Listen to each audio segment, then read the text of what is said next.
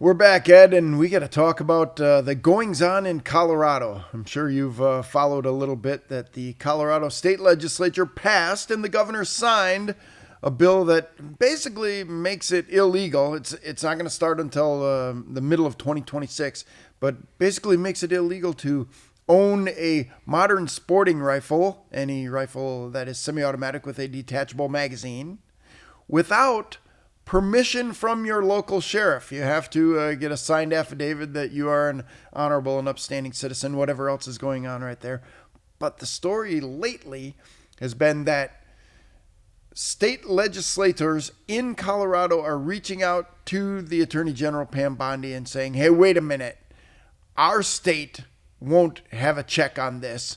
Can the feds look into whether or not this is an unconstitutional overreach? Have you been paying attention to what's going on out there? I have been, and this has been going on for more than a century, obviously. States pass illegal laws all the time, always have. Yeah.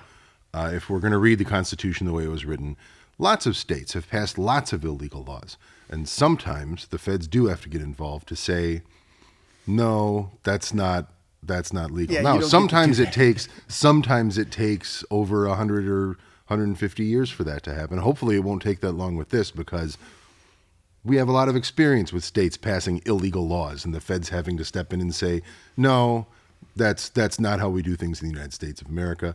And since we currently have a administration in the White House that is less hostile to guns than others have been, hopefully that will happen this time. I don't know where it's going to go. If it's going to end up in the Supreme Court, again, the Supreme Court is less hostile to guns. I'm not going to say, it is a pro-gun court or anything like that, but it has more conservative members than liberal members on it. But this just keeps taking me back to the drumbeat that I've been saying for, years now, since the Bruin decision, is it's happening at the state level. The gun control fight is still there.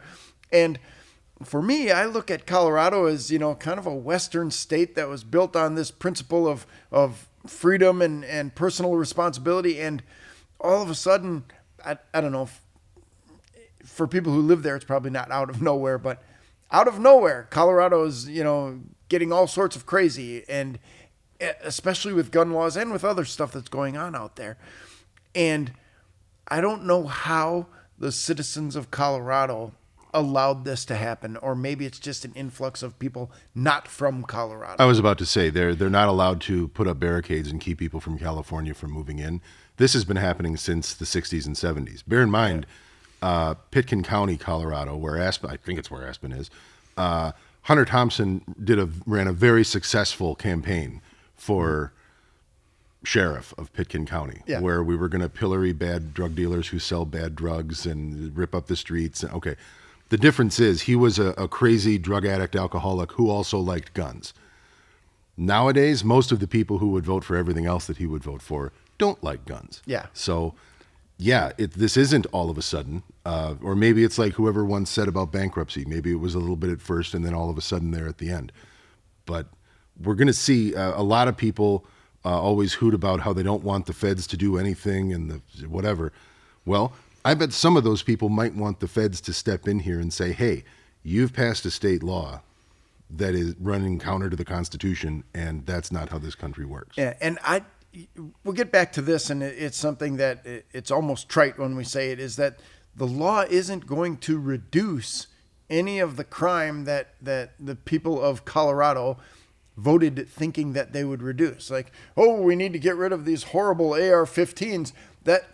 That's not where we're running into problems. The AR-15 is used in what is it? Rifles are used in 7% of all crimes, and that's just all rifles, not even one specific type of rifle. So it's not that the AR-15s or that the modern sporting rifle, the rifle with a detachable magazine, is causing crime in Colorado. Well, no guns cause crime, and I believe we've talked about this before.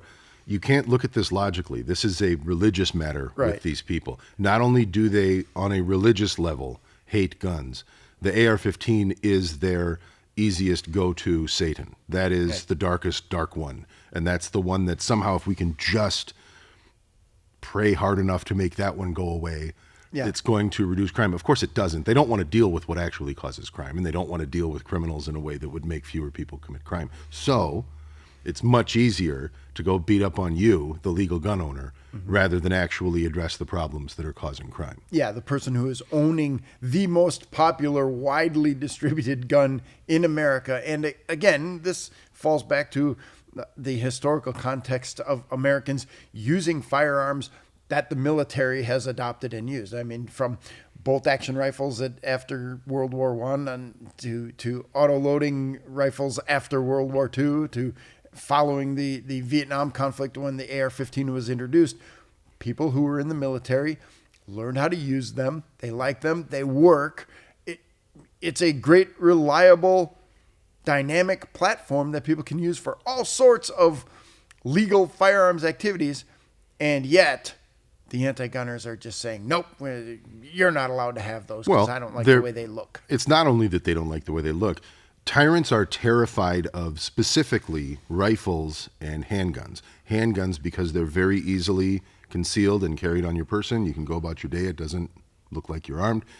And they're afraid of rifles because rifles win wars. Right. Always have since the invention of the rifled barrel. That's pretty much what cemented humans at the top of the food chain on this planet. So you'll notice they always say, it's fine. You can have a shotgun. You can have your shotgun for home defense. Don't worry, we're not taking your guns away. No, they're trying to take away the guns that are specifically a threat to tyrannical persons of every description, whether we're talking about commies or whether we're talking about whatever you think super far-right commies would be. Everybody's got their own word for that end of the spectrum or that part of the continuum. They're terrified of handguns and rifles, specifically rifles that it takes less than a second to reload. Yeah. They'd be okay with well, why don't you just, read the Constitution and have your muzzle loader? Yeah, they'd be fine with that because it would be very easy for them to conquer you. Mm-hmm. They don't want you having a handgun that's easy to carry and hide, and they don't want you having a rifle. Yeah, and it's one of those things that's just never going to stop. And again, I look right at the camera and implore you, be vigilant. Make sure you are politically involved. Make sure you are voting your conscience. Make sure that you understand that there are people out there who want to take your guns just because you have them and they don't want you to have them. So if you sit back and do nothing, then you will have nothing eventually. So enough of the soapbox activity and that sort of stuff. Another interesting gun law case story thing is going on out there. The Justice Department, Attorney General Bondi, she's getting a lot of ink these days, dropped the charge of this guy, this Taylor Taranto, who is charged with 2 crimes for carrying 1 gun. He had the Scorpion with the pistol brace attached to it, and the feds charged him with carrying a short-barreled rifle, an unregistered short-barrel rifle, with possessing an unregistered short-barrel rifle. At the same time, Washington, D.C. authorities charged him with carrying a handgun without a proper permit. And Pam Bondi stepped in and said, you know what? It can't be a rifle and a pistol at the same time. It has to be one or the other. And dismissed the charges of carrying a short-barreled rifle on the federal level. What do you think that says for all of the folks who have the short-barreled braced pistols in whatever caliber? Well, we're in the middle of trying to undo an enormous mess here. As you were discussing, and as I said, this is a religious matter with some people. They will pass any law at any point in time that they can to harass any legal gun owner. And it's to the point where now, we both remember from law enforcement days, the concept of stacking charges. They're going to stack on this guy. They're going to put him up for everything they possibly can, which is in the negotiating world known as the big ask. We want to put your client away for 1,000 years, and you're going to burn up a lot of capital on getting rid of all these nonsense charges until we get down to carrying a handgun without a permit. Yeah, what we really want to get after is, and DC's handgun laws are crazy anyway. So right, it feels like there's enough of these additional laws, specifically handgun laws, in a lot of cities and states where everything is going to end up being stacked charges. Unless you're a very important person, say, where your dad's got some pull at the national level and you don't get in trouble for it. But we're going to have to just wait and see. This entire pistol brace thing, to me, from the jump, has seemed like a trap. I never once believed when the ATF said, yeah, sure, go for it. You can have that. Yeah, it always felt odd to me. It always felt like playing I'm Not Touching You with the ATF in the backseat of the car when you're a little kid. But there's however many millions of them out there. And at one point in time, they were okay. Then they weren't okay. Now they're okay again. We're going to have to just wait this one out. Yeah. And I don't know what to tell people when they say, well, what should I do with my braced pistol? Like, I don't know what you're talking about. Didn't hear you say that. Yeah. Sorry, man. They're out Bad there. ears. Yeah, you're right. They're out there. There was the window of opportunity, the amnesty to register them as short barrel rifles for free. And then that went away, and there's arguments back and forth about this. I think this is all boiling down to a deeper discussion about the National Firearms Act. Yes. And how that may play out in the coming years, because it's, this idea of short-barreled rifles and short-barreled shotguns and stuff like that. And then I look at how strange that is like, well, your rifle has to have, what is it, 18.5-inch barrel or 18-inch, 16-inch, something. 16 for rifle, 18 for shotgun. There we and go. it is crazy. Yeah. It's crazy because the National Firearms Act was originally written to include handguns. Right. It was going to treat handguns the same way it treated machine guns. That was later stripped out. Mm-hmm. But the language in there that was designed to keep you from making a shotgun or a rifle into a handgun was left in there. So rifle and shotgun overall barrel length and overall length regulations are in there to keep you from doing something that's legal. They didn't want you cutting down a rifle or shotgun to make it into a handgun, because handguns were going to be illegal too. Then the banning of, or the treating of handguns the same way as machine guns got stripped out, but they left in the part that was there to make sure you didn't turn a rifle or a shotgun into a handgun. So hopefully that's the argument that's used, is like, look, let's set everything else aside, whether you like guns or not. Here's why this is in here. This is one of those funny little things from history where the guy's still guarding the bench. You know that old story? Yeah. Where you see the guy standing there with a rifle guarding a bench on a military base, and you see him the second day and the third day and the fourth day, and finally you ask, when's that guy guarding the bench? And somebody looks and says, oh, okay, that bench got painted 5 days ago, and on the duty roster that day it was make sure nobody sits on the bench, and it never got taken off the duty roster. Yeah. That's kind of what this is. Yeah. We can have the discussion about whether the NFA should exist at all later. Right now, I want to have the discussion of, we've all just been acting like this is okay. It isn't. We're guarding the bench here. There's no reason to have those specific parts of this act. Let's just get rid of those. Yeah.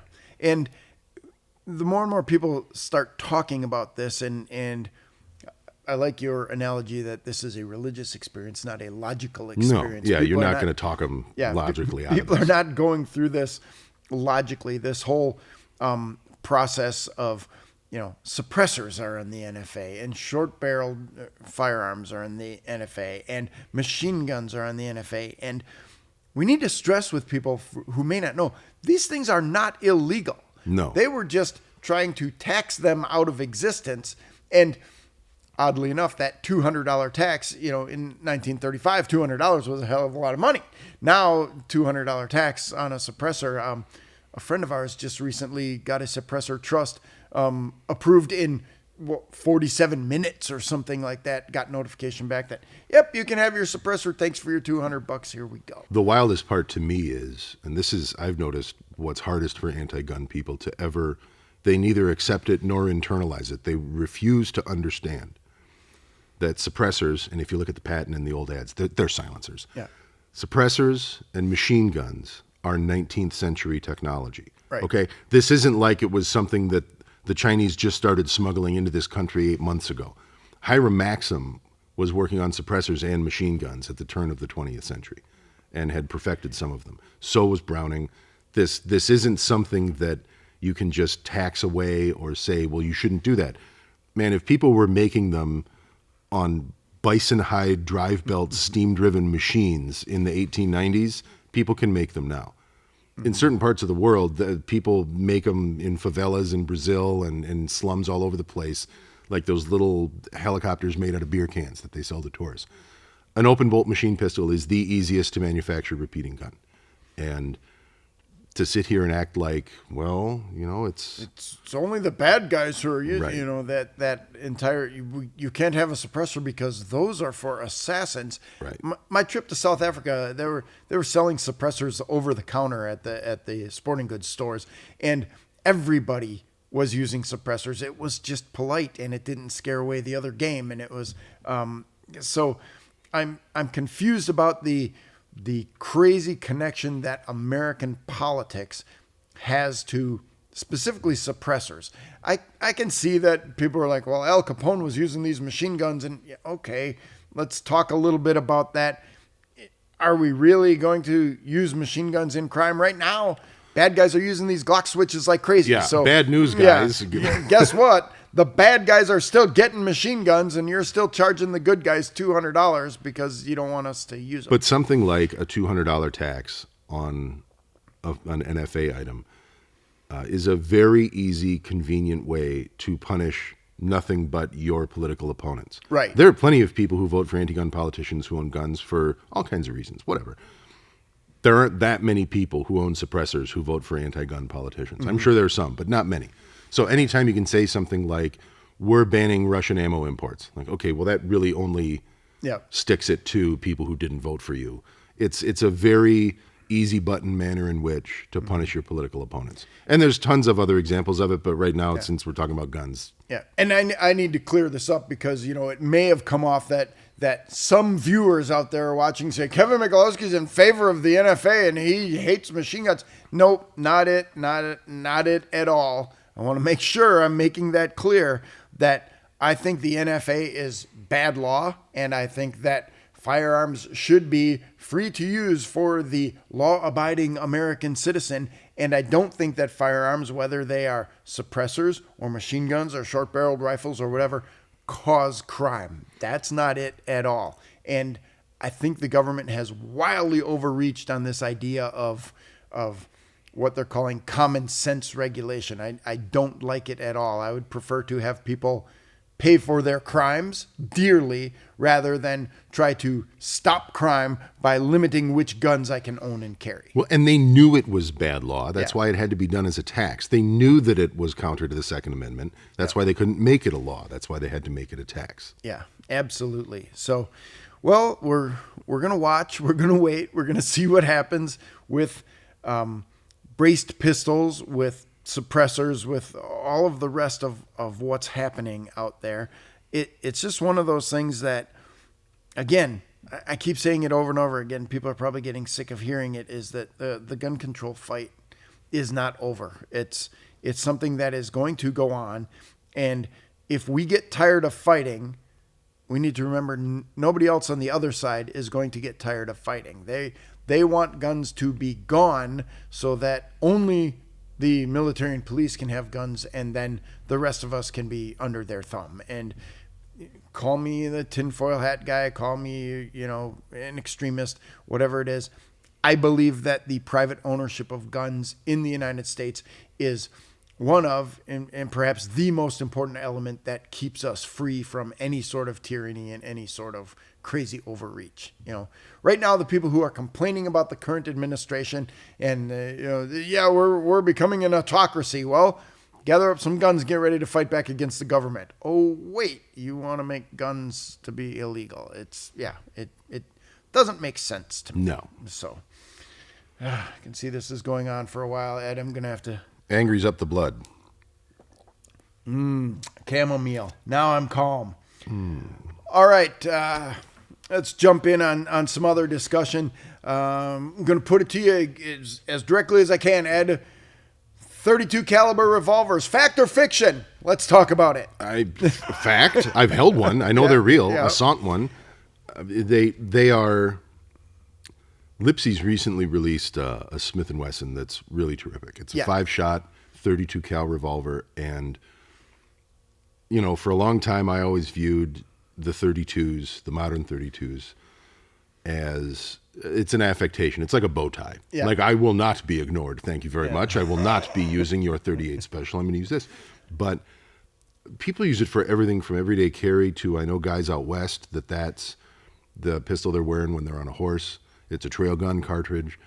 And in a J-frame size gun, you can squeeze one more round in there. Yeah. It's and as bullet design has advanced and as the ammo's gotten better and as there's more and more evidence pointing toward, until you get to a certain point, you're still just poking a hole. Yeah. Right? Until you get to those magnum levels, true magnum levels of now this is, you can very readily take a black bear with this. Yeah. The difference between a 327 and a 38. This is minuscule. Yeah, this is not much of a difference. As you often say, arguing about baseball. The reason I bring this up is because I've been hearing some rumblings from ammo manufacturers that the demand for 32 is going up. And like you said, Lipsy's released this project with Smith & Wesson. Back in 2019, we worked with Charter Arms on a 32 H&R with a 3-inch barrel that we called the Professional. It is a smooth shooting round, that 32 H&R Magnum. 327, it gives you a little bit more pop than that. Not quite as much as 357 Magnum, but again, you're right in terminal ballistics, changes in gunpowder. That's one of the things I was talking about recently too. Is matching gunpowder to the firearm that you're going to be using, or optimizing loads now for short-barreled revolvers or auto-loading pistols or lever-action rifles or something like that. And that's getting us to a level of performance that I think is serviceable. People used to say, well, it's no good. It's not a self-defense round. I'm going to go on the record right now and say that all of this discussion of what is and isn't a self-defense round happened too long ago. Happened back in the days when it was lead round nose ammunition, and you know what? A 32 lead round nose did not perform anywhere near as well as a 38 lead round nose. And now we've got better bullets, we've got better powder, we've got better metallurgy. And if you want to shoot a 32, I'm not going to yell at you for carrying a substandard firearm for your defensive tool. Absolutely not. And when people say that's not a self-defense gun, whatever gun you're holding when you have to defend yourself is a self-defense gun. Yes. And if they're carrying a gun, even if it's like an old 32 cal lemon squeezer from 1902, they're still way out ahead of the people who aren't carrying guns. Yeah. So I tire of those arguments very quickly just because, okay, whatever. Yeah. There's no way Ted Williams would be competitive in 2025. Sure. Like it is. It's arguing about something that is the least important in this equation. Mm-hmm. And the most important thing in this equation is, hey, you got a gun on you? Yeah. Because it's getting hot right now in this situation, and within the next second and a half, 2 seconds, you better have a gun out. Whatever it is, get it out. Mm-hmm. Yeah, you're going to need it. If you're more than 3 seconds away from your gun, you are functionally, unarmed. And I'm going back around to all of the videos and all of the reports and different things that I see about pistol engagements. And most times, pistol engagements are not a biomechanical stop. Most times they are a psychological stop. The bad guy heard the loud noise and felt the thump and the burning pain and realized he's shot and didn't want to fight anymore. And most times we're not going to be fighting against that, ultra orthodox Spetsnaz kind of guy coming at you. Yeah. The boogeyman, the guy who soaks up 28 rounds of 9mm jacketed hollow point as the cops try to take him down. Yeah. And that kind of stuff is the exception and not the rule. I keep going back to that, the incident in Florida with the old man chasing the baseball bat wielding robber out of the casino, the little video casino, with his 380 firing rounds as this guy's running away. And all of the people saying, I would never use a 380. You know what? That guy's violence of action and the fact that he was armed stopped that event. Because if you're not armed, you can either hope he doesn't hit you, just freeze up and hope nothing happens to you, or close with him, try to get one arm around his bad arm, pin it, or now we get into serious hands-on stuff that nobody wants to do. Right. And plenty of people have messed up in the past. So, yes, I am very happy that there is a cartridge that is coming back, you might say. Mm-hmm. because it's getting more people excited about shooting. And it's maybe helping more people carry guns. Right. And it's, as you said, it's the gun you have on you. That is your defensive gun. And if shooting becomes something that people do because they enjoy it, and it's much more enjoyable to shoot a 32 H&R than it is to shoot a 357 Magnum.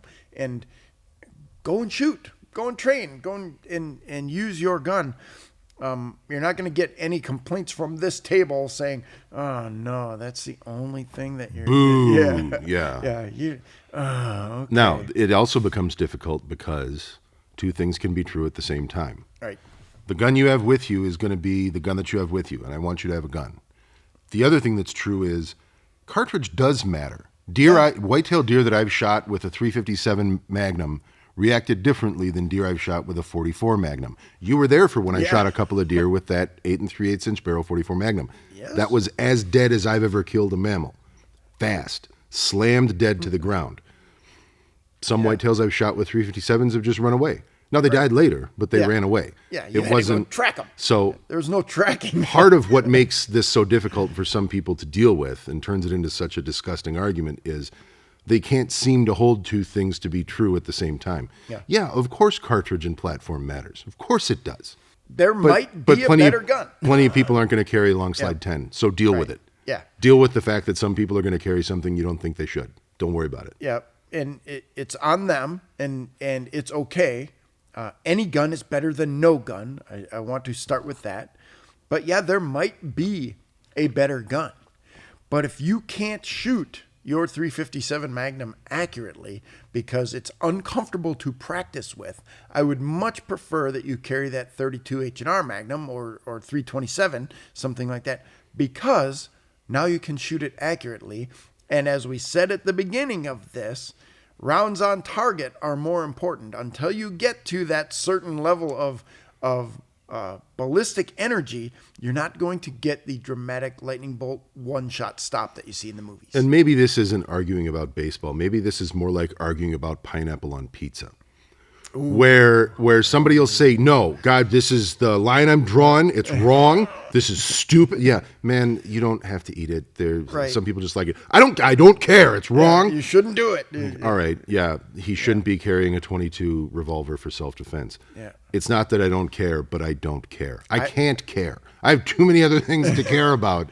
I'm going to put it out there and see if we can start an argument that the people who demand no one have pineapple on pizza could be convinced to be gun control advocates. Maybe. Because they might demand that no one carry a gun if they don't carry the gun. Look, man, poor taste ain't against the law. We can all be thankful for that. Yeah. And that's going to be a question. Tell us in the comments, folks, pineapple on pizza or not. Well, I've heard your people are now putting strawberries in pasta. Yeah. In Poland. Like, that's a punchline from an 80s Polish person joke that I always had good enough taste to never tell, thank goodness. Thank you, but I haven't written the setup yet. Yeah, but it's one of those things that maybe somebody just spilled a box of strawberries into their pasta or something. I don't know how things happen in this world. Okay. I'm merely a conduit. So, harsh but fair. Yeah, absolutely. On the topic of revolvers. Yes. Let's first of all, there it is. It is open. It is not pointing at Ed. There are no live rounds anywhere near us. This is a completely safe table. Cold set. Cold they call set. Rule number 1 is that no one will get shot during a USCCA video event ever for any reason. So understand that. If you want to call up and say, "He's pointing that gun over, what's going on?" We're being safe. I promise you we're being safe. If only because I love my job and I don't want to lose my job having shot my friend Ed. Sometimes it's nice to be a close second. Yeah. We're talking about the revolver reload today, and I will say right now that I'm going to close this gun and open it as I would typically reload a revolver. And again, these are empty 38 caliber brass, so they might not go in as smoothly as hollow points. You're training on your wad cutter reloads is what you're doing. Training on my wad cutter reloads. When I carry a revolver, and I have a couple different ones, this little J-frame here is a beauty. When I carry a revolver, I predict right now that the internet will blow up, will stop working, because Kevin Michalowski is reloading his revolver incorrectly. That's what I I may predict. blow up and declare that you are reloading your revolver incorrectly. That's what I predict will happen right now. I reload my revolver by opening the cylinder and dumping the rounds out. Okay. And dropping the cylinder down and then reloading here with my left hand and popping these in as smoothly and quickly as I can. It will never be as smooth and fast as reloading a handgun with a magazine, but that is how I reload my revolver. I put 3 of them in there and I still have 2 left. That's how I reload my revolver. The first time I showed the world that's how I reload my revolver, you would have thought that I had committed some sort of heinous crime, because I did not do the standard Masad Ayub style of pushing the revolver open and reloading it with my right hand. The reason I do this is that in 17 years of law enforcement, I always carried spare ammo on my left side of my body. And I always inserted spare ammo in my auto-loading pistol with my left hand. And I believe that if I am doing this, somewhere along the line, I may drop my pistol. So I hold it firmly. I hold this revolver firmly, and I operate it with my shooting hand and put it back on target. And if you don't like it, pound sand. That is a great way for me to reload my revolver. But I have been told, in no uncertain terms, I'm wrong and I will die because I'm reloading my revolver incorrectly. Right. And this is specifically with revolver reloads. We got to remember, double action cylinder swing out revolvers were the go-to for law enforcement for about 100 years in this country. So we have 4 generations of law enforcement officers, 3 or 4 generations of law enforcement firearms trainers who were working their way through different levels of technology, from individual cartridge loops on your belt to dump pouches to speed loaders, speed strips, etc., the works. It does make more sense to me to empty your revolver out, turn it, hold the cylinder stationary, grab your speed loader, push it back in the fight. Right. That's a speed loader. You were using a speed strip. Right. We could argue about this for a long time, and people have argued about this for a long time. What I always tell those people is it's way more important that you have a reload and that you train on reloading your gun than exactly how you carry it or exactly how you do it. It isn't as important to me that you reload a revolver exactly the way that I do. What is more important to me is that you are capable of reloading your revolver either unlikely during or more likely immediately after a defensive shooting, when you've gotten to cover and or concealment and it's time to get that gun reloaded because you don't actually know whether this incident is over yet. Even something like a dump pouch. We got some LOL letters to the editor when I talked about dump pouches once, and person's like, it's funny to me that you would apparently be in a position to write a column, and yet in 2021 or whatever, you're talking about dump pouches. And actually, I replied to that person, and before I replied in the magazine, it's like, listen, these are $1 right now at a lot of surplus websites. Brand new inbox, Feckmeyer, I forget whose they were, but brand new inbox from the Department of the Treasury. They each hold 8 rounds. It's a way to carry ammo. Right. And a lot of people, they're not going to carry a speed loader on their belt. They don't want to carry another thing that's as big around as the cylinder on their revolver. And if this will get someone to keep some spare ammo on them, then I want them to do it. I'm a big fan of speed strips. They're not nearly as fast as even the least expensive. I can run an HKS speed loader into a Model 10 pretty dang quickly. And I just don't feel like I'm going to be in that position to be doing a speed reload with my 5-shot revolver.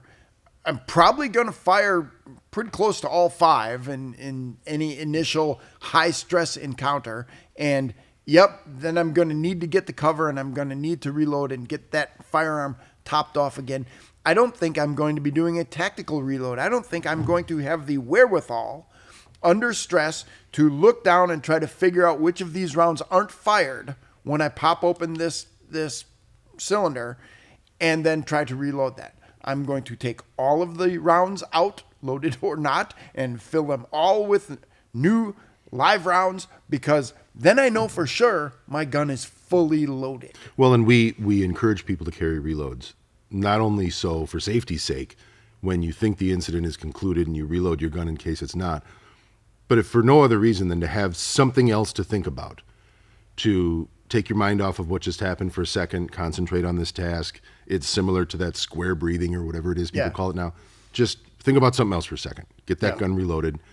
As for whether you can, under stress, figure out, I'm going to hold it like you do, which are live and which are dead.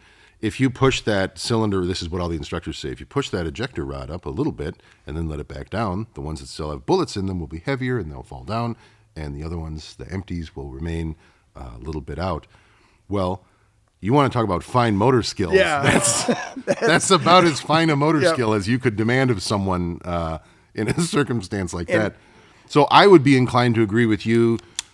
Eject them all, reload your gun, get it back in battery, engage your safety if it's got an external safety, and if it's time to reholster, and then if nothing else, pick those up off the ground. You know, like they said in the academy, it's a real tough sell on somebody if they've just been in a shootout with an attacker to just throw away live ammo. Yeah. Hey man, I might need that in a second. Like then pick them up, put them in your pocket. You mentioned fine motor skills and gross motor skills when we're under stress. And that's a whole other kettle of fish that let's just talk about this so that we get comments and then maybe we can talk about it more later. One of the things that people tell me all the time is, well, that's fine motor skill and that's a gross motor skill. And I will point out just one thing, one area where I don't know. I don't know if I'm right or wrong. I'm not saying the way. I'm saying a way, a method, an idea. We'll get that out there properly. What else is a fine motor skill? And again, clear firearm. What else is a fine motor skill? Is holding the gun with 3 fingers, right, and using 1 finger, and then to hear someone tell me when I'm using an autoloader pistol to only release the trigger to the reset. Again, the finest of fine motor skills to feel that trigger reset under the intense stress of a gunfight. And this is another one where 2 things can be true at the same time. Yeah, if you just had to shoot it out with some guy running after you with a razor knife at the gas station, to then immediately go enter your phone number on the pad on the pump, like that's going to be really difficult. Yeah. Yes, technically pressing a trigger on a firearm, any firearm, let alone while make sure you have a good sight picture. Yeah, those are fine motor skills. You can also train yourself to perform fine motor skills while under heavy stress. Yeah. That's why we stress dry fire training. That's why we stress going to the range. But yeah, a lot of this comes down to what we say over and over in the magazine. Don't let the first time you try to do this be during a crisis. Right. There are young people in my family right now where we're at the age we're going to be jumping out of moving boats. Why? Mm-hmm. Don't let the first time you try to jump clear of a moving boat be during a crisis. Yeah. When don't let the first the first time you try to start a fire be when you're hypothermic and you're wet and it's all down to this. Don't let the first time you try to reload your revolver be in the aftermath of the scariest thing you've experienced since the Gulf War. Mm-hmm. Yeah, it's and I love that the concept of doing this over and over until you not just get it right, but can't get it wrong. And I was just speaking to someone who is training for a firearms qualification, and I cannot stress enough the importance of trigger press, keeping your rounds on target. Is that single biggest problem that people have is jerking that trigger or anticipating recoil or whatever you call it, and they're shooting low left, and that's what's happening. And again, that comes out of not having dry fire training, having done enough dry fire training that you smoothly operate the trigger no matter what, even when you know that recoil is coming. So well, and with reloads, the biggest problem that I saw it in the academy, see it in classes now, slow down. And I'm Mr. Go way too fast in a shoot house. I understand that sometimes I thought I was going slow. No, man, you ran down that. With reloads, it at least seems that for some people, they never try to look cooler than when they're reloading a firearm. Yeah. Especially with autos. And you want to tell them, you know, not to sound like, what's his name, Jack Webb?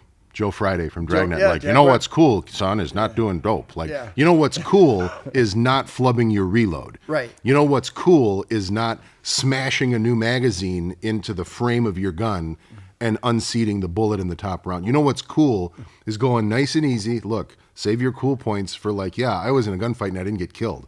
Let's save your cool points for that. That rather than moves you way up higher. The not getting killed part. You're one rad dude if you can do that. If you flip your magazine out. Right. It's not only they're trying to do this as fast as they can, much like you were saying with they're shooting too fast and they're smashing that trigger and not paying attention.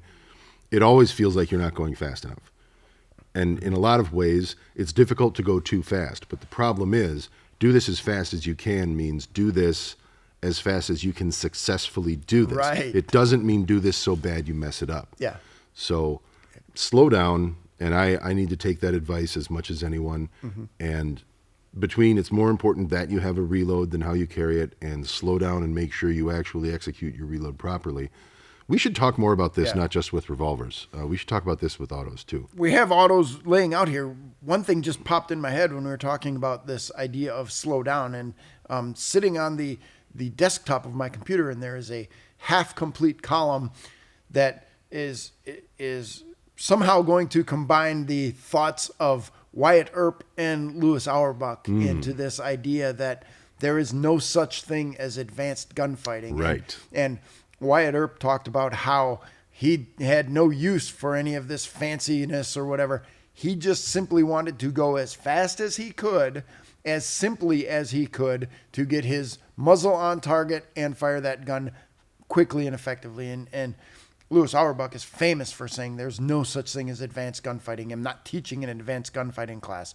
I'm teaching you the basics, and you're going to do them over and over and over until you can do them smoothly and quickly, and then you survive the gunfight, and you didn't do the cool tuck and roll or anything like that, but you survived the gunfight. Have you ever been so influenced by somebody you feel like you're constantly ripping them off? Yeah. Two of my favorite things from him are that there is no such thing as advanced gunfighting, but also he was someone who could not be bothered to care about what kind of gun you liked more than others. Right.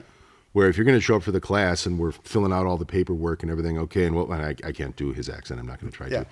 Okay, and what are you going to be using today? Well, I use a 1911 because I'm okay. Good. Yeah. And the next guy well, I'm using a Glock because I'm okay. Good. Yeah. Do you have a gun? Good. Get out there with it. Yeah, I can help you be better with it. And I've adopted that one too. Where, it's similar to the guy at a party or an event or whatever who's like, hey, you want a cigar? Like, I kind of do, but I don't want to hang out with you for 2 hours talking about your cigar. It's not that I don't care about what kind of gun you carry, and if you want to have like a reasonable conversation about it, sure. But no, I don't want to just listen to you bust on Glock guys for the next 20 minutes or make fun of 1911 guys for the next 20. I don't care. I can't care. So speaking of 1911, how do you run your 1911? This, let's again show clear, physically and visually inspect. This is an Ithaca. This is one of the hardest working guns in gun media. This has been in the CCM studios since before I started here. Yeah, that gun's been around a long time ago, but this is one of the nicest pistols I've ever used. Running 1911s is weird because similar to double action swing out cylinder revolvers, these have been around a long time. So we have 4, 5, 6 generations of guys who will tell you how they think it should be run. One of my idiosyncrasies is when I guess I'll just stand here. Nice, act natural, Ed. Yeah, okay. There you go. When I take the safety off to fire, safety on. When I take the safety off to fire, especially with an extended one like this, I keep my thumb on it. Right. I learned, this is back in the 90s, one of the guys that I learned how to shoot from said, and this is, he perhaps not surprisingly had a lot of experience in the military. He said, you have no idea which pistol you're going to end up with. Some of them, the safeties go on and off with the blow of the breeze. If you're going to fire, safety down, keep your thumb pressure on it, and then fire. and keep the pressure down until you are done firing. Then it's time to safety back on, finger back on what he called the button, which is, of course, this little knob here from the takedown, and goes back in the holster. So that's one of my little odd. And it works every time. That's something that I do. I have a 9mm 1911 that I sometimes carry. And again, switching from the polymer frame pistol to a pistol with a frame mounted safety, make sure that you know what you're doing, you know what gun you have. You're not going to panic and be yanking on a trigger that is not going to move because your safety is engaged. That's something that a very important and valuable training issue that anybody who carries any gun with a frame mounted or even slide mounted safety, make sure that you're disengaging that safety and making sure the safety stays disengaged throughout your use of the firearm. And I like 1911 controls. They seem to be in the right spot. They seem to have gotten that right. And I don't know if it's because John Browning did an amazing job or the gun has been around for so long. That's just where we all now universally agree that control should be, because they're, had that Savage Auto and 45 ACP been adopted, it would be interesting to see what guns looked like right now. Yeah, the world would be completely different. Things like that going on. One of the other things that I saw recently is we were test firing on the range a little 9mm pistol, a braced pistol based on kind of an AR platform that had ambidextrous controls on the side. And for anybody who has ever slapped the side of their AR in order to get the bolt this close, was so funny. And and there was a paddle that also dropped the magazine, and one of our shooters slapped the side to close the bolt, and the magazine fell out. And he's like, huh? Yep. You know, he made the monkey noise, and there's a magazine laying on the ground. For me, I've always just run the bolt forward on an AR with my thumb, just reach up and did that. And the two controls were in close enough proximity. Yeah, it's almost as if Eugene Stoner knew what he was doing. Yeah, and it's like, okay, now, you know, there is magazine release on this side, and there is bolt release on this side. Keep them separate. Never the twain shall meet. Well, and the problem there was that was a combination of the HK style charging handle on the port side of that little pistol with AR controls. So, yeah, he was reaching up to slap. I hope he didn't just decide he was going to start heel slapping.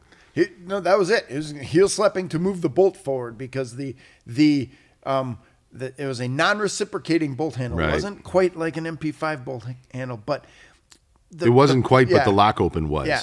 The point of all of it is that pay attention to the controls on your firearm, and this little gun wanted to be ambidextrous, so it wanted bolt operation and magazine drop either left or right side, so that everybody could potentially use it. Well, it ran into that problem that the person who slapped.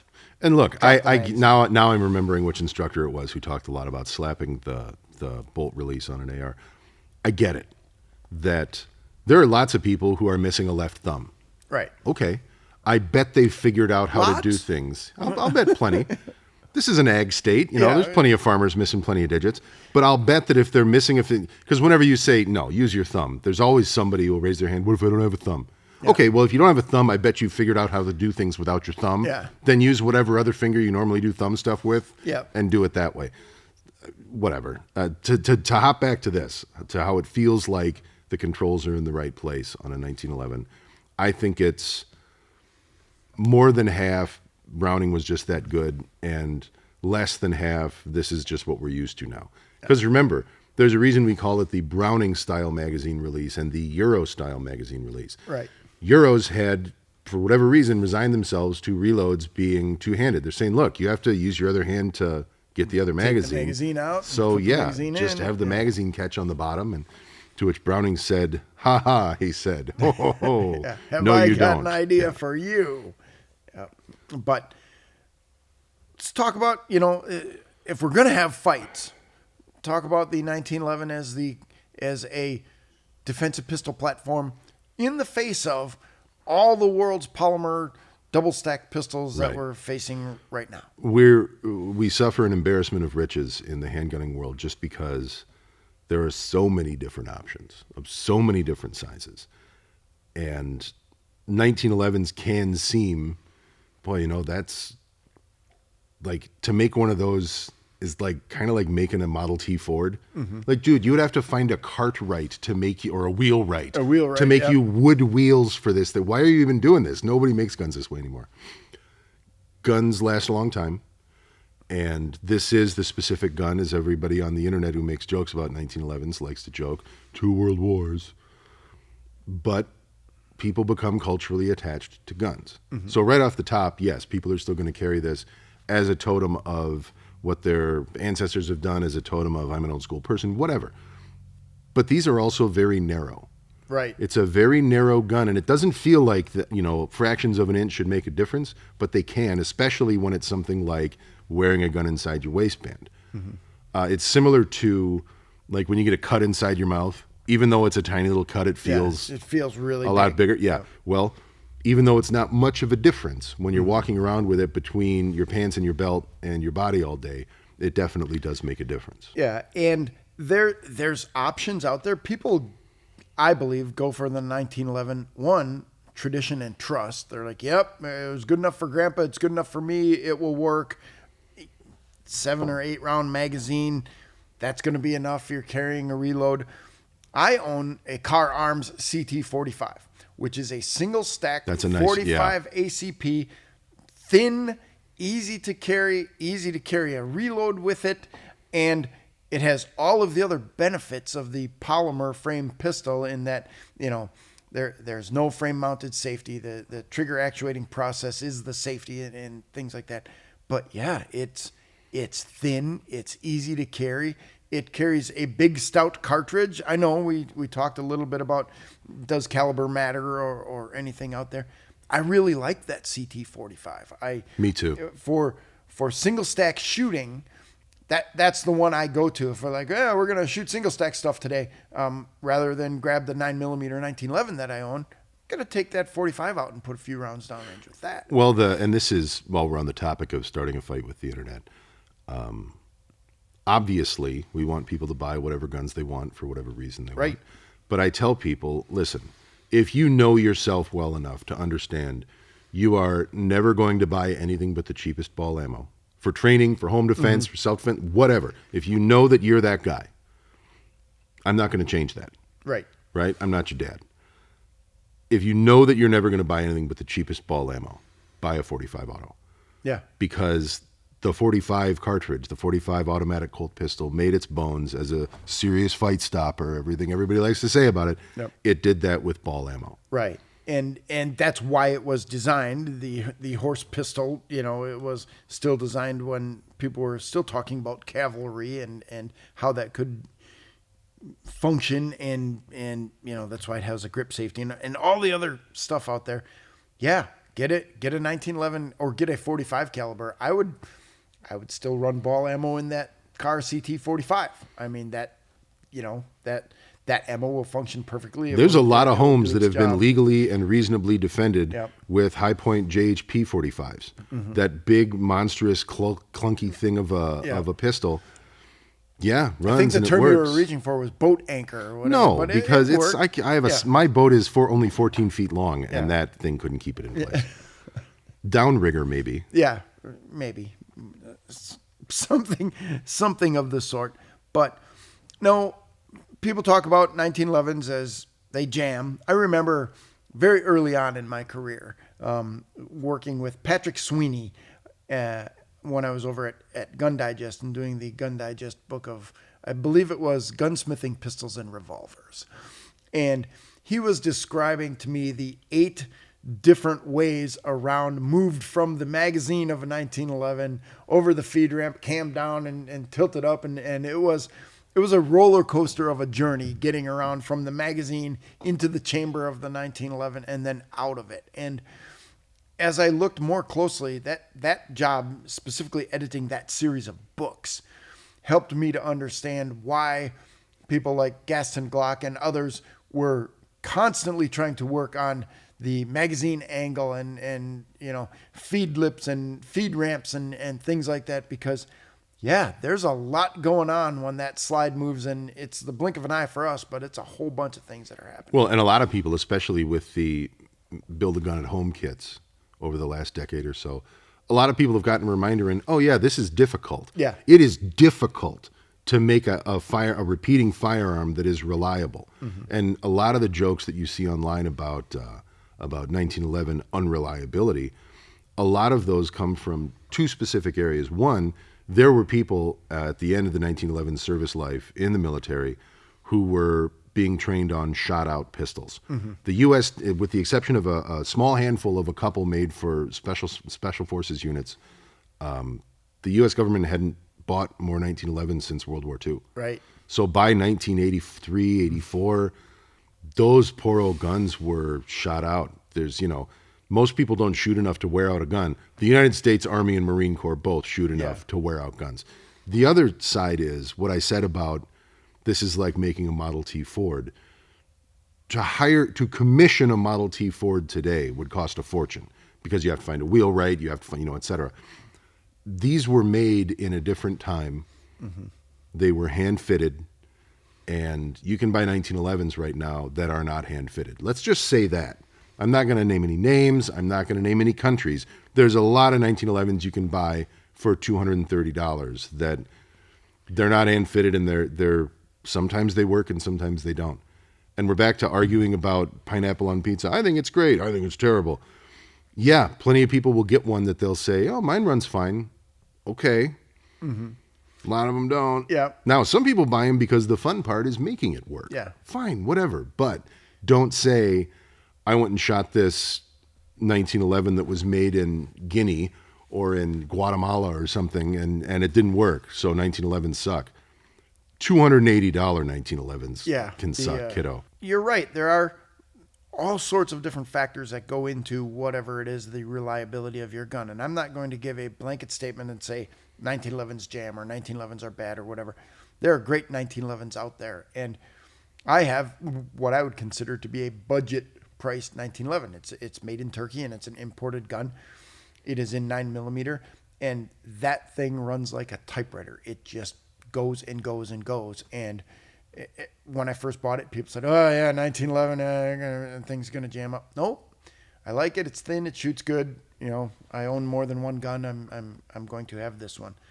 I did run into a situation just this last weekend where an AR-15 that I was shooting was not functioning properly on imported crappy Russian, I believe it was, ammunition, and it would not function.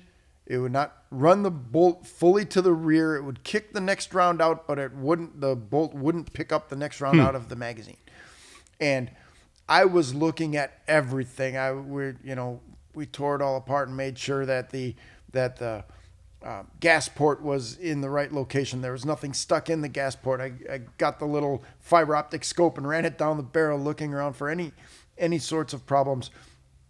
When I switched ammo to modern and I'll say the name, I was shooting both Federal and Hornady, and that gun just ran perfectly.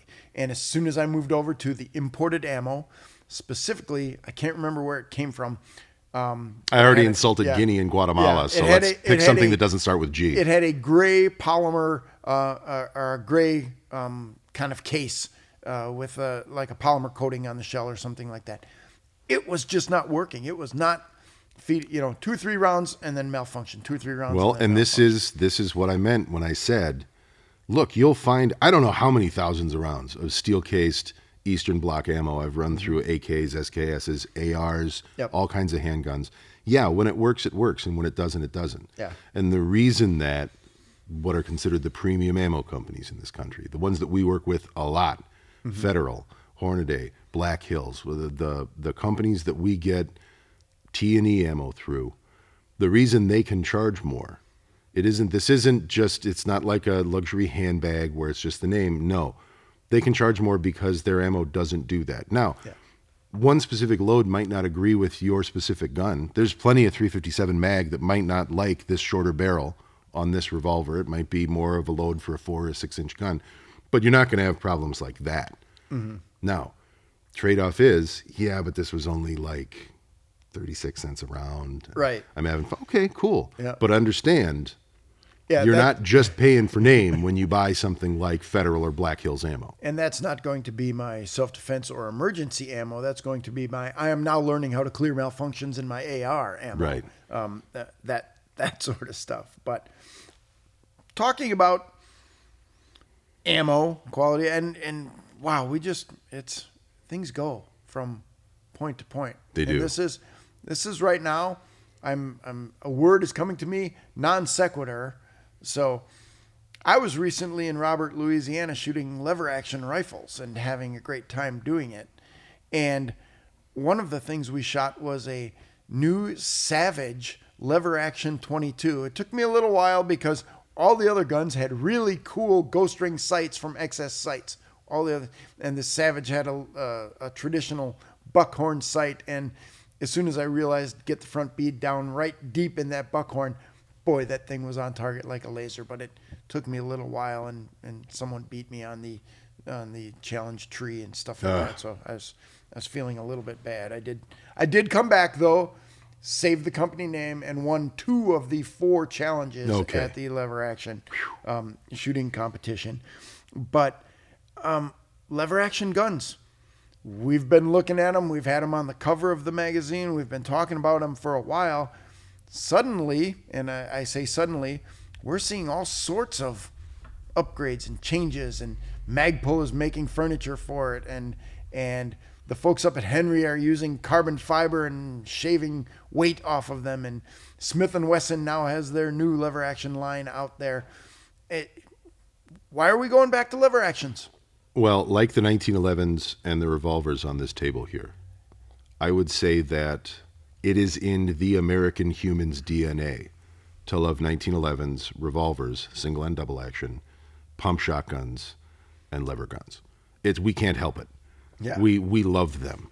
And there's a ton of other reasons for that as well, but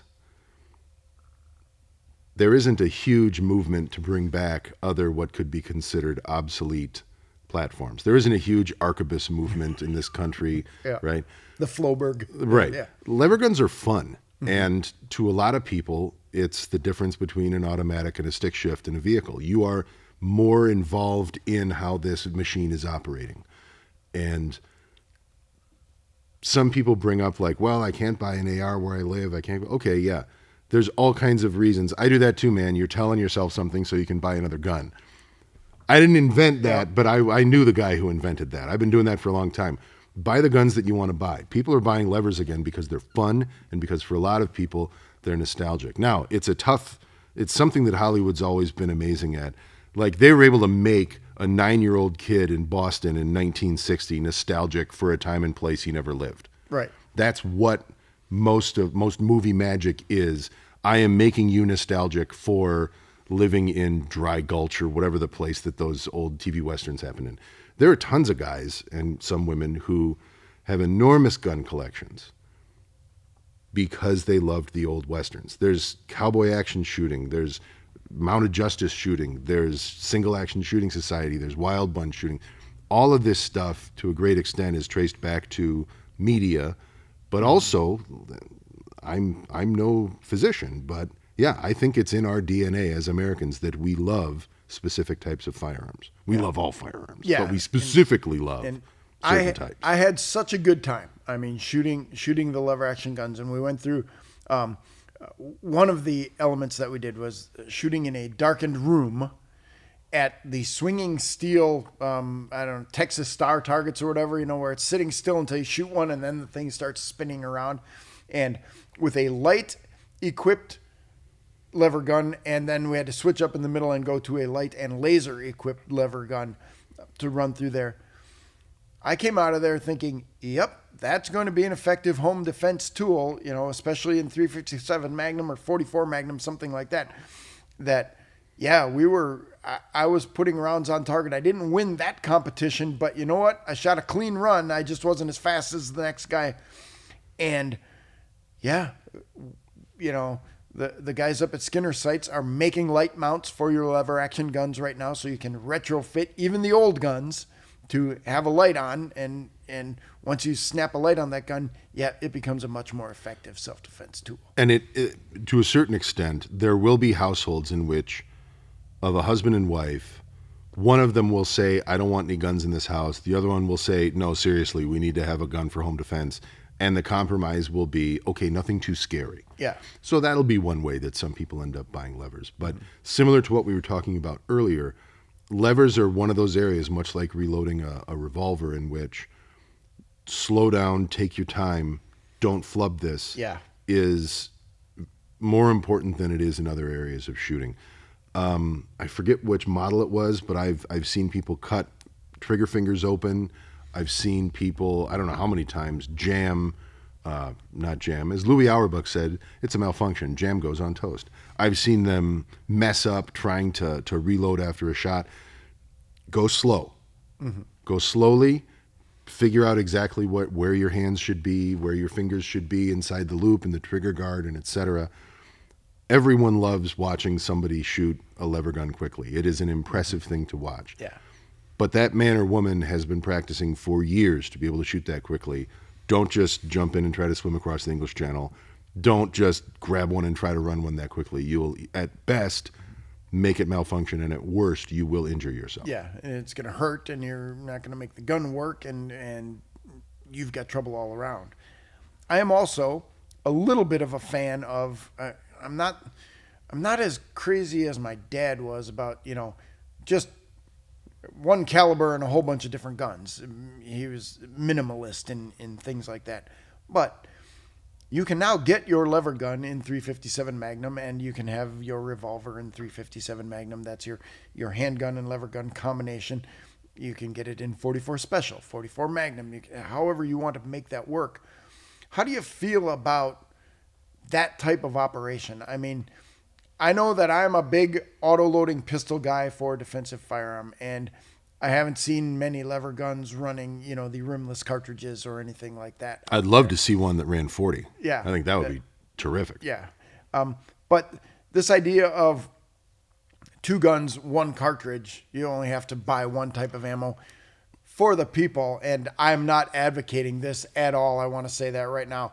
For the people who don't want to buy a lot of guns, maybe you could, get 1 gun and 2 cartridges. As you mentioned, a certain personality type takes great joy in streamlining and simplifying everything in his or her life. Yeah. And I have had friends who've done this. They're like, nope, I'm going to have 1 round. This household is a 9mm household, and my long gun and my handguns. Okay, cool. And it always ends up being 50% of what they pictured. Right. The great part is you can buy your training ammo for all of your firearms, 1,000 rounds at a time. You're going to save money. It'll be terrific. The tough part is these 2 1911s here most likely will not like exactly the same load. Right. We can take these out to the range with 5 or 6 different 230 grain loads, just regular old ball ammo. And one's going to like one of those loads more than the rest of them. The other's going to like a different one. They're not going to like the same thing. It can be a bad surprise that the jacketed hollow points that work best in your 9mm carbine are scattershot out of your pistol, or vice versa. Yeah. Because, look, this is turning the football throwing machine way up or way down. Oh, when I turn it down to its lowest setting, it's not going to work as well. Just like when you turn it all the way up, it's going to be firing these, launching them out of the stadium, etc. A lot of people have been let down by the fact, maybe not a lot, but some of the people who I've known who've done this, they've been let down because they were hoping that they would be able to just run 1 defensive load. Those are the ones people care about the most, the ones that are $1.25 a shot.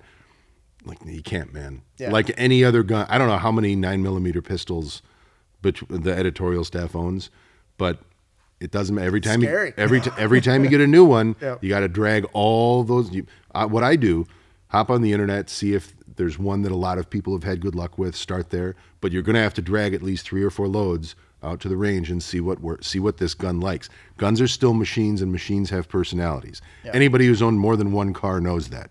Yeah. You're still going to have to shake out what it likes to eat. And when we say that is the ammo will perform better, will be more accurate, will function better. Some guns, specifically 22 calibers. Mm-hmm. I mean, a 22, you got to get out there and tune that in and figure out, oh, nope, it's liking Federal, not CCI or whatever is out there. Well, because how on earth could you... 22 is a great example. how on earth could you expect a certain weight of bullet and a certain quantity of powder to perform equally well in a 2-inch barrel and an 18-inch barrel? Yeah. The physics isn't there. Yep. And I've had people tell me that they do not, but ammo's ammo, man. It's not going to make that big a difference. Or the last refuge of the scoundrel, I can't shoot well enough to know the difference. Well, I want you to. Yeah. And I want you to watch this. I took somebody out to a range once. I had a 44 Magnum with an 8 3/8 inch barrel, and I had 4 or 5 different loads for it, all 44 Rem Mag, no specials, nothing like that. And at 25 yards, the patterns were everything from couldn't keep them all on a paper plate to could be covered with a 50-cent piece.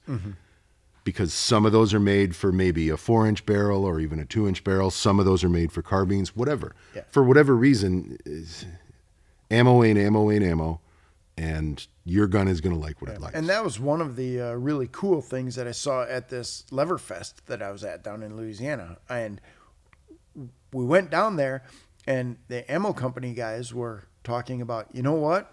We are now optimizing our rounds for different firearms. So, yeah, if you have a 44 Magnum pistol that you're carrying for your bear defense and your 44 Magnum rifle that you might use for medium game hunting, they had 2 different rounds of ammo that performed vastly differently when swapped back and forth. There's rifle ammo now and pistol ammo now, and certainly understand differences in, like you said, a 2-inch barrel, a 4-inch barrel, an 18-inch barrel. The burn rate of the powder, if you're using a really slow burning powder, that's not going to get all burnt up in the 4-inch barrel on your pistol, and you're going to get different performance, and it's going to impact your bullet placement and how that bullet comes out of your barrel differently. And thank goodness I don't have to be the scientist who sits and figures this stuff out. That might be beyond the scope of my limited capabilities, but there are smart people out there who are doing things with ammunition now that's like, oh yeah, I can cover 3 shots with a quarter with this 44 Magnum at 25 yards. And if I put it in a 6-inch pistol, I can't hit the broadside of a bar. And it might be, you ask, why are lever guns coming back? It might be that other types of platforms and other kinds of shooting have gotten way easier than they used to be. I remember I took a hunting buddy of mine who did not come from an AR-15 family, came from a semi-auto Woodsmaster and bolt action family, and we're out there with an AR, and it was boring. Yeah, like we're just sitting there like ting, ting. We're at 250, 300 yards. Ting, like, yep, that's what this does. So, what do you want to shoot next? For the same reason that a lot of double action revolver shooters hated, and that's a strong word, but hated Glock pistols because they made shooting too easy. Right. I spent 11 years getting good at this, and now we got some idiot you just pulled in off the street. He can pass the qual. Yeah. Like, yeah, I know, man. It's always been really cool to be a good double action revolver shooter because it's difficult. And now we have this thing that makes it way easier. It could be that shooting has gotten so easy with Glock style double action triggers and with ARs that, yeah, maybe somebody wants to show off a little bit. Mm-hmm. It's not easy to shoot a lever gun quickly and accurately. Right. It's easy to shoot them accurately, and with a little bit of work, you can shoot them quickly. To shoot them quickly and accurately is more difficult than with an AR, just as shooting a double action revolver quickly and accurately is more difficult than shooting my Glock 22 or any other Glock quickly and accurately. So that may have something to do in it too. I don't know. Again, I'm going to go back to this. If you want the gun, buy the gun. Look of right at the camera and say, buy more guns. Yep. I don't want you to be the person who just has one caliber.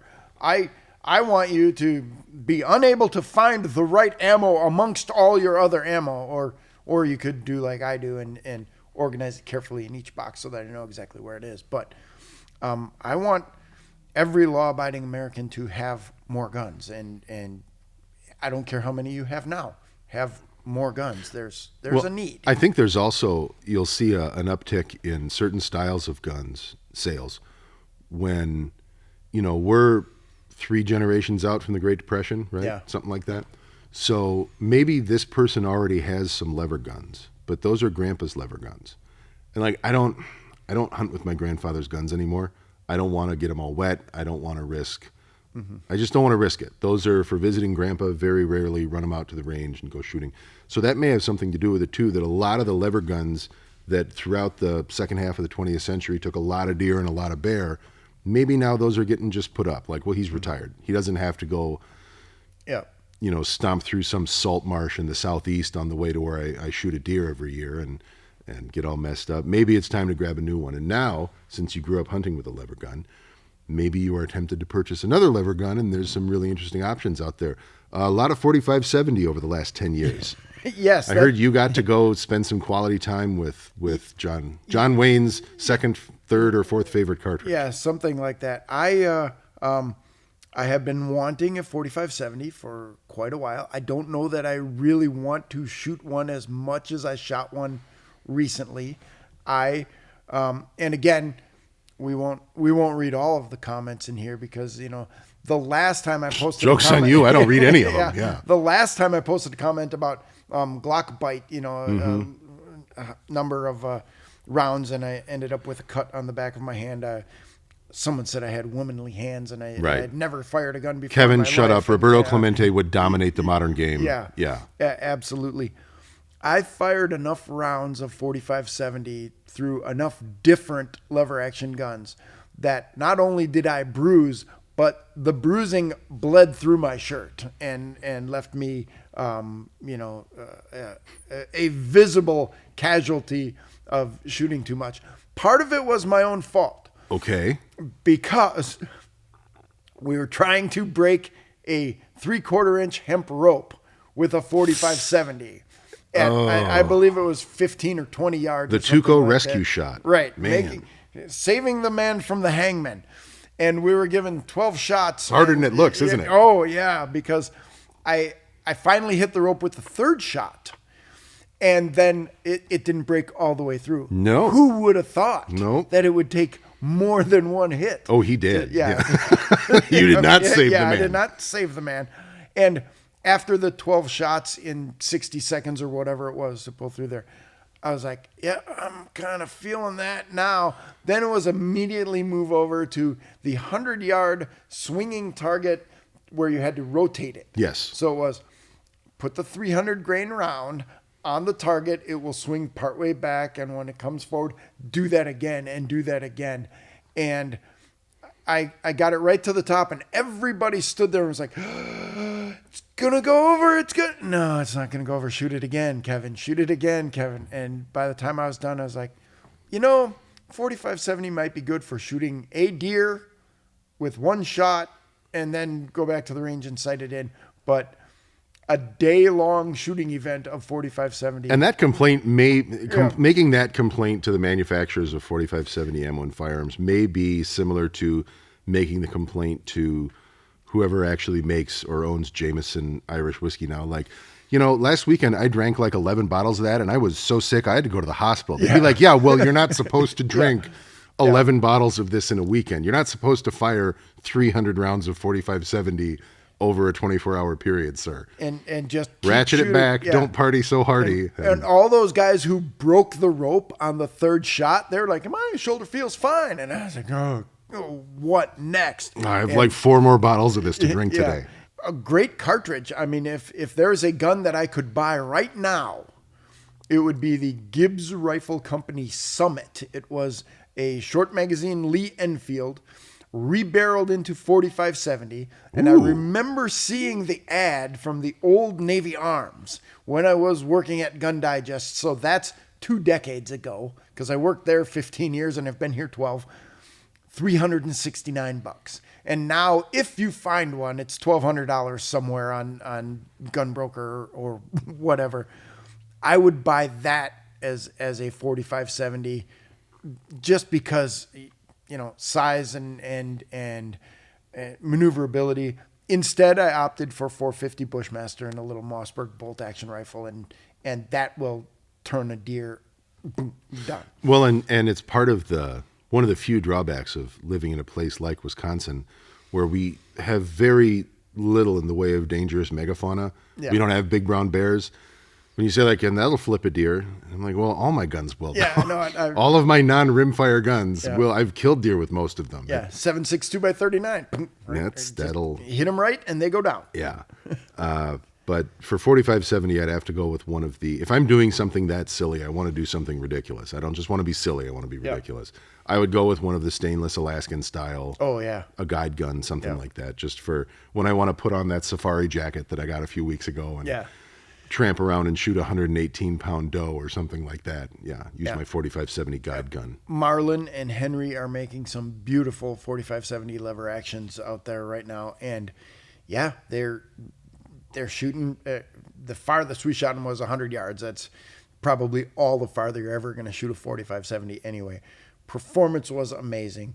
And, yeah, it's a big stout. When you're launching a 325 grain projectile with that much powder. That's a lot. Yeah. It's a great day. I get paid for doing this. Thank goodness I am where I am. And, you know, if my first world problem is that my shoulder was sore after a day of work because I was shooting too much, I'm never going to complain about that. No. You know, so anything else on your mind, Ed, that we need to go through? The only other one that I guess maybe we should address is we spend a lot of time talking about flashlights. Yes. And flashlights is one area in which a lot of people like to geek out. But I most often bring up flashlights in the context of we have a hard time even getting some of our readers to carry a flashlight, which for me is shorthand for you guys want to argue about whether the 40 Smith & Wesson is an obsolete cartridge in a post-FN57 world or whatever it is you want to argue about that's so hyper niche it could only be in a specialty gun magazine. I don't have time to argue about that with you, man. A lot of the people that read this don't even carry a flashlight, which to me it's a way of boiling down what is and is not important. And with as much argument as there is about how many lumens your flashlight should have, your EDC flashlight versus your home defense flashlight, all of that, where are you at on how a flashlight should be carried and the bare minimum performance-wise for a self-defense? I'll say everyday carry flashlight. Yeah, and right now my flashlight is charging next to my computer. I have the rechargeable flashlight model, I believe a version from Olight or something like that. I carry a flashlight so that I can easily grab it with my left hand, my offhand, so that I still have a gun hand that I can operate. That's the law enforcement side. Correct. I will say, Ed, mine's a little bigger than this, but this is a perfectly sized flashlight. The Olight that I have is something like 1,200 lumens. You can cook eggs with this stuff. You know. How do you carry it? Like when you carry it, like not now, but when you carry it. Bezel down. Okay. So I grab it, I pull it out, so I can operate. All right. The base switch on mine operates the light, and then there is a side switch which operates a lower lumen light for reading stuff when you don't want to blind yourself with it. And it's one of those things where I learned in law enforcement that the flashlight was the most useful tool anything. Daylight, dark, whenever, the flashlight was something that I always had with me. I cannot count the number of times I shined a flashlight in somebody's face and that diffused the situation. Get that light out of my eyes. I'm going to kick your butt. Okay, fight me now. You can't see me, can you?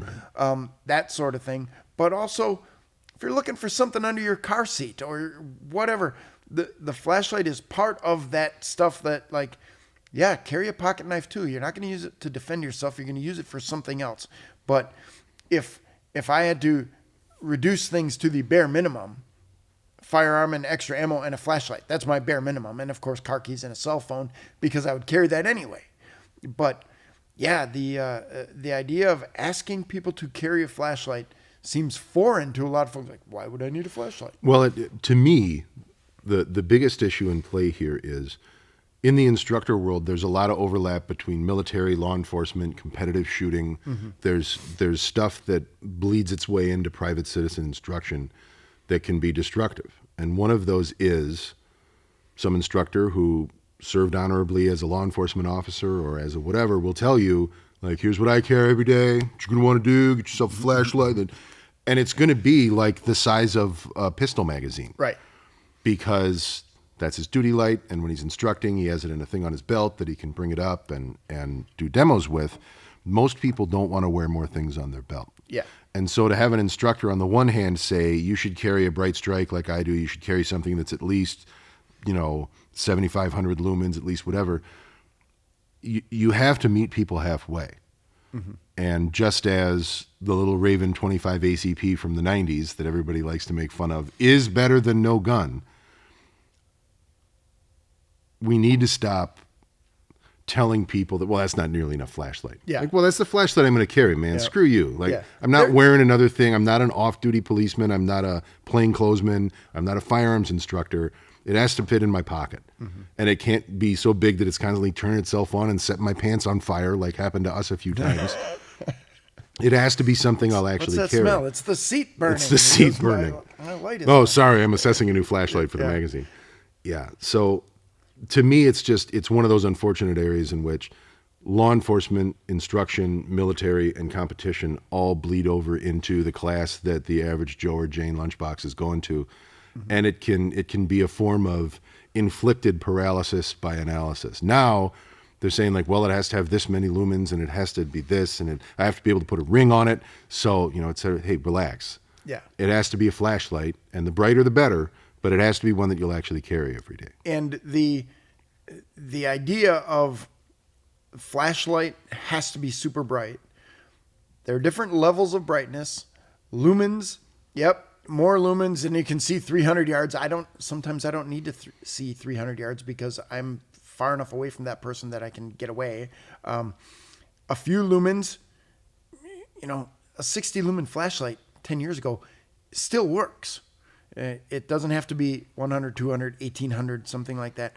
Most important thing that I see on this flashlight is a clip that allows you to put it in your pocket or keep it somewhere handy where you can get to it. Well, that clip also lets you put it on the bill of a hat. Yeah. But I carry that one down in my pocket just because I have giant hands and most pants don't have huge pocket openings. Mm-hmm. So if I start plugging up the top of my pockets with anything, it gets very difficult for me to get my hands in there. And I remember, whether you're a rural deputy like we were, or whether you're in the biggest of the big cities and you got to search a building, you want a flashlight you can look through the side of Christmas presents with. Yeah. You want that to be bright enough that it will burn a hole in a curtain. Yeah. Like, I get it.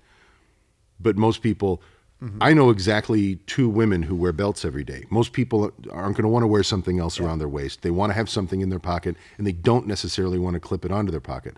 A lot of people don't want to clip anything onto their pockets because then it makes them look like me. I don't want to look like my weird Uncle Edward. I want to look like a normal person. Wow, now I'm feeling self-conscious about having a... We're editors at a gun magazine. We're going to look and dress differently than other people who aren't editors at a gun magazine. And I want to defend myself, saying why I clip this on There's lots of good reasons too. My light on the pocket.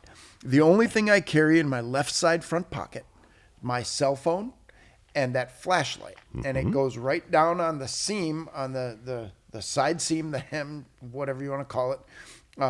The farthest to the left on that pocket I can go, so I can still reach and get my cell phone out of there. And when I grab that light, I just put my thumb behind it and pull it out, and now it's in my hand, and I can utilize it however I want to. And again, having a flashlight is, for me, it is the ultimate force option. In a self-defense incident, in a private citizen, not a law enforcement capacity, when you have your flashlight out and you're walking to your car in the parking lot and you shine your flashlight at somebody, they instantly know they have lost the element of surprise, and predators want that element of surprise. Well, So the other reason it's so important is, let's take a few more steps back. I remember as a kid, I was lucky enough to read a lot of old, like, it's not that old, 40s and 50s and 60s woodscraft books. Mm-hmm. And the section on knives would always say something like this: the knife is the most important tool in the outdoors. Like, okay, what if I can't see what I'm cutting? Yeah. Like, and I understand that when those were written, your knife is razor sharp, so in the dark you lose a digit. I understand that when those books were written, flashlights were things that you screwed down onto a giant battery. Like, Uncle Jesse on the Dukes of Hazzard. Like, I get it, but nowadays, the knife is still, boy, it's right up there. But if I can't see what I'm doing, a knife is only dangerous. Right. And if you're potentially in a self-defense circumstance, you need to be able to see.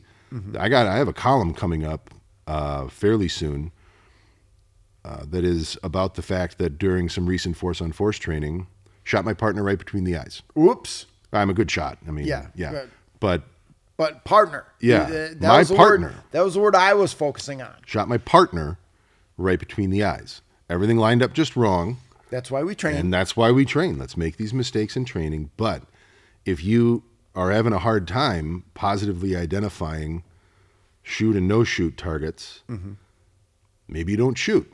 And maybe carry something that will allow you to better isolate what does and does not need to be shot.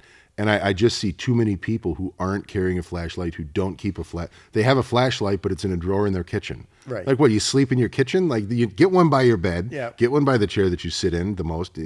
It's beyond important, because it isn't just, I couldn't see, so I couldn't find the keys that I dropped. It's, you couldn't see, so you fell down the stairs. And now you have a compound ankle or leg fracture. You couldn't see, so you shot the wrong person.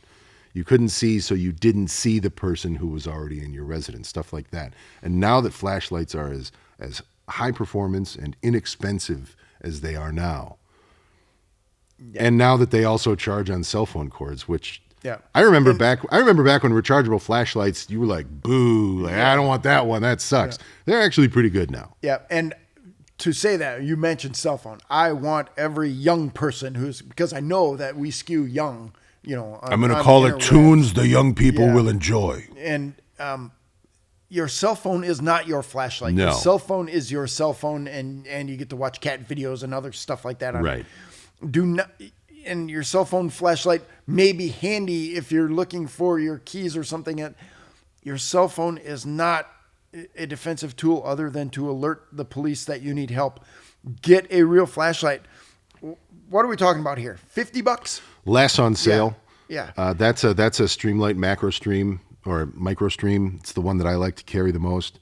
And yeah, if I'm going to be on a trip, a hunting trip, fishing trip, whatever, when there's going to be a lot of time spent in the outdoors, or if I know that I'm going to be operating outside a lot at one of our classes, I'll wear a belt carrier and I will carry a much heavier duty flashlight, but it will be in addition to that one. Yeah. That one's like my little pocket knife. When my pants are on, that's in my pocket, period. It's very easy to forget that the farther from your physical body something gets, the less likely you're going to have it during an emergency. Yeah, when you really, really need it. Jackets get taken off in public a lot. Yep. Pants and belts rarely do. So if you can... we would hope to keep your pants on. That was one spilled soup incident, and they had Tyvek spare pants there. But no, if you can make sure that you always have a flashlight in your pants pocket, again, keep one in your jacket pocket too, but jackets get taken off. Right. You need to have it with you all the time, and it's a constant battle for us with our readers and with the people who watch these videos. Please carry a flashlight every day. Please have them in your residence. Just as rarely are uses of force as spectacular as they are in the movies. Injuries are rarely as spectacular as they are in the movies. Right. You didn't get your compound leg fracture crashing over a balcony fighting a home invader. You got it falling down the stairs. Yeah. You got it tripping over a pair of shoes because you couldn't see where you were going. And I don't want that to happen to anybody who hears this. Outstanding. Well, as always, Ed, we give good advice. I think we're getting better at this. I think we got this sorted out. Yeah. Thanks for taking the time out of your incredibly busy day. And I know it's busy because, I sit around the corner and I shout at you and tell you to do things. Yep. So I know you keep me busy. Yeah, that it's going. But we'll get together again maybe next week and do some more of this. So thanks for being here. Yes, sir.